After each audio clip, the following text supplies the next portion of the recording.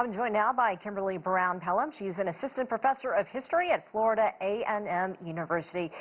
Professor, first I want to get your reaction to the choice of retired Lieutenant General Lloyd Austin. If confirmed, he would be the first African American as defense secretary. I think it's a step in the right direction, absolutely. African Americans showed up for Joe Biden, and in the same way that he saw us reflected in the voter turnout, it's going to be very important for us to see ourselves reflected in those positions. So we've also seen, obviously, Kamala Harris, the first woman, black and Asian vice president, and some other choices. Linda Thomas Greenfield, his pick for UN ambassador. And then we're hearing new talk of another African-American lawmaker, Representative Marcia Fudge, being picked for a cabinet position. Is this promises made, promises met and kept by Joe Biden? It's certainly not promises met. This is a great start to an ongoing effort that needs to occur, especially if President-elect Joe Biden has his eyes set on being elected again in another 4 years. His entire presidency is going to have to a certain extent, speak to the promises made on the campaign trail, specifically as it relates to African Americans. So it is absolutely wonderful to have a few African Americans represented. It's wonderful to have a few women represented.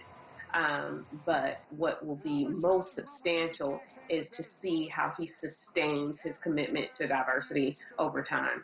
Well, what would you say are the top three biggest issues right now facing the African American community that Joe Biden must address? What can he do here?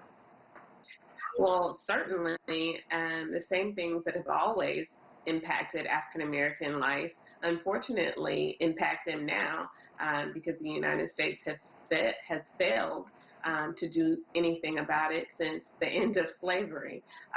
So, it's very interesting that, when we think about the civil rights movement, people tend to generalize it as a bunch of marching and singing for a broad access to equality. But civil rights activists have always been very specific about what black needs are. When you look at the March on Washington, it wasn't just called the March on Washington. It wasn't just about Dr. King's I Have a Dream speech. The title of that movement was called the March on Washington for Jobs and Freedom.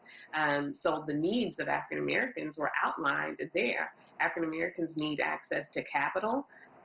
We need financial support in a number of different areas, education, small businesses, and certainly with the reality of COVID-19, not only does our economic health play a role in our physical wellness, but racial disparities that run throughout the healthcare system needs to be addressed as well.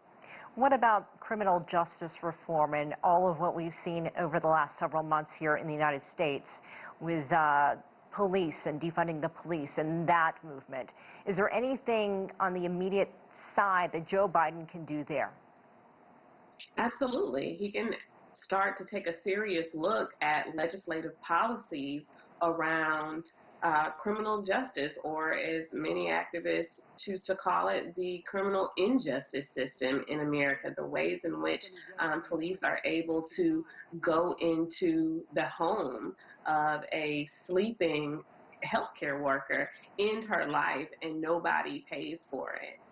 In the case of Breonna Taylor, or we've seen incident after incident where black people are running in their own neighborhoods or shopping in their own neighborhoods, and they are unfairly targeted. And so, yeah, certainly as president, there are a number of initiatives that he can take to make sure that this is no longer a reality.